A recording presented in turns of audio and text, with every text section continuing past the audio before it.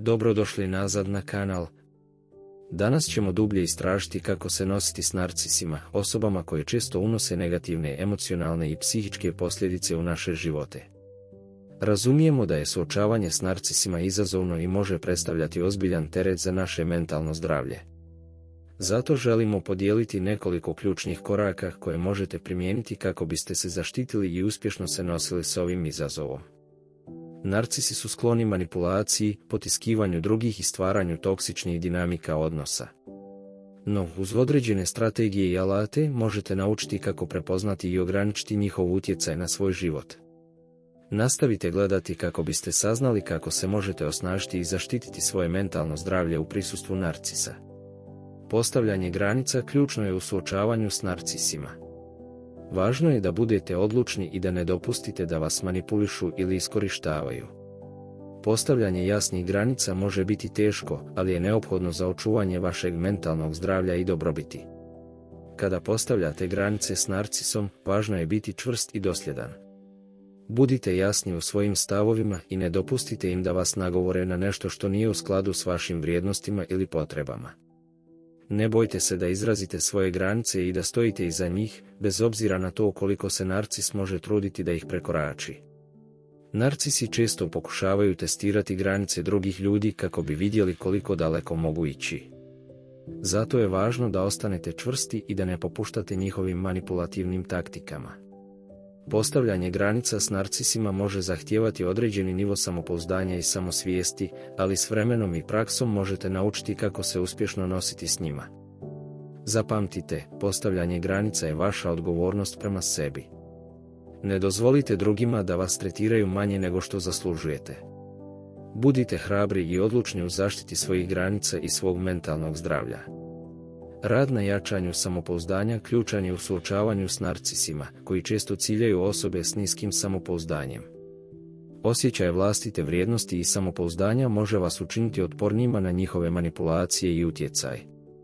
Važno je da se posvetite razvoju svojih unutarnjih snaga i vjerovanju u sebe. To možete postići raznim metodama, kao što su afirmacije, vizualizacija uspjeha, razvijanje novih vještina i postavljanje i ostvarivanje ciljeva.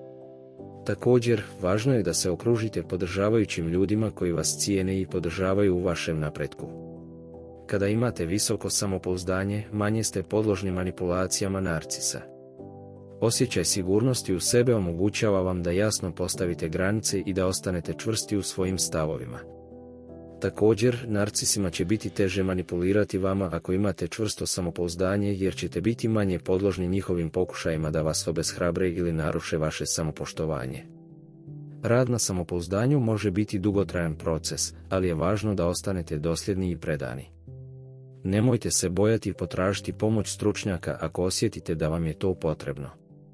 Vaša mentalna snaga i samopouzdanje ključni su faktori u borbi protiv narcisa i očuvanju vašeg emocionalnog blagostanja. Ostati fokusiran na sebe ključno je u suočavanju s narcisima. Nemojte dopustiti da vas narcis odvlači od vaših ciljeva i prioriteta. Umjesto toga, usmjerite svoju energiju na svoj osobni rast i sreću. Narcisi često pokušavaju privući pažnju na sebe i manipulirati vama kako bi zadovoljili svoje potrebe i želje. Međutim, važno je da ostanete čvrsti u svojim stavovima i da ne dopustite da vas narcis odvlači od onoga što je zaista važno vama. Jedan od načina da ostanete fokusirani na sebe je postavljanje jasnih ciljeva i prioriteta u svom životu. Razmislite o tome što je za vas najvažnije i usmjerite svoje napore na postizanje tih ciljeva. Također, važno je da se redovito brinete o svom emocionalnom i mentalnom blagostanju, prakticiranjem samopomoći i traženjem podrške kada je to potrebno. Kada ste fokusirani na sebe i svoj osobni razvoj, manje ste podložni manipulacijama narcisa. Imajte na umu da je vaša sreća i dobrobit važna i ne dopustite nikome da vam to oduzme. Ostanite čvrsti u svojim stavovima i nastavite koračati prema svojim ciljevima bez obzira na pokušaje narcisa da vas odvuku s puta. Važno je da budete svjesni manipulativnih taktika koje narcisi često koriste kako bi ostvarili svoje ciljeve i kontrolirali druge ljude.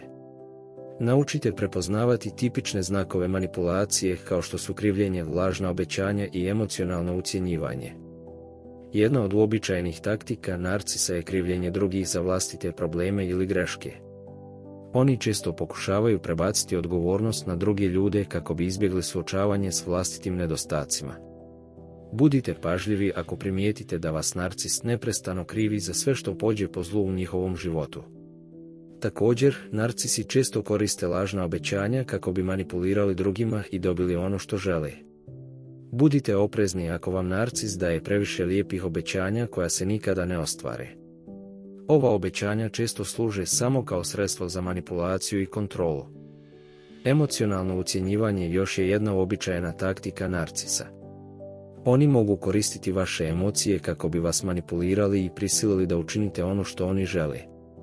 Budite svjesni ako primijetite da vas narcis manipulira osjećajima krivnje, straha ili srama kako bi vas kontrolirao.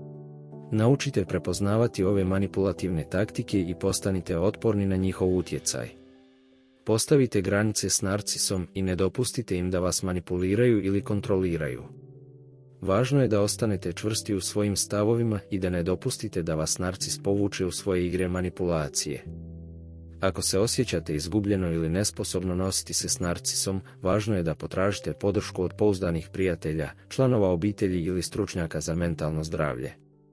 Razgovor s nekim kome vjerujete može vam pružiti osjećaj olakšanja i pružiti vam novu perspektivu na situaciju s narcisom. Prijatelji i članovi obitelji mogu biti dragocjeni izvori podrške i razumijevanja. Podijelite svoje osjećaje i iskustva s njima kako biste osjetili emocionalnu podršku i dobili korisne savjete o tome kako se nositi s narcisom.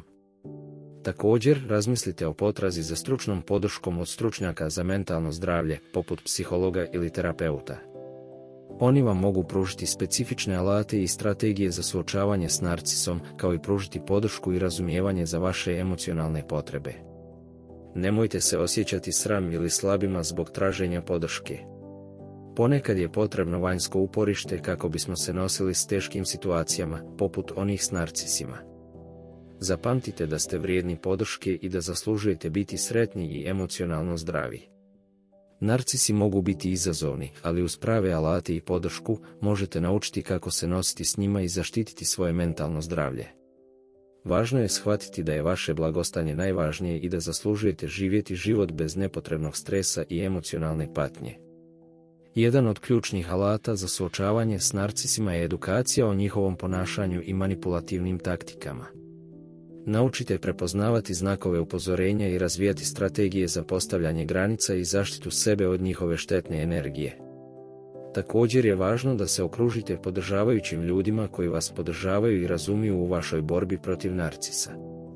Budite otvoreni prema svojim bliskim prijateljima i članovima obitelji o svojim iskustvima i osjećajima. Osjećaj podrške može biti ključan za očuvanje vašeg mentalnog zdravlja u teškim vremenima. Ne zaboravite da je važno brinuti se o sebi i svojim potrebama.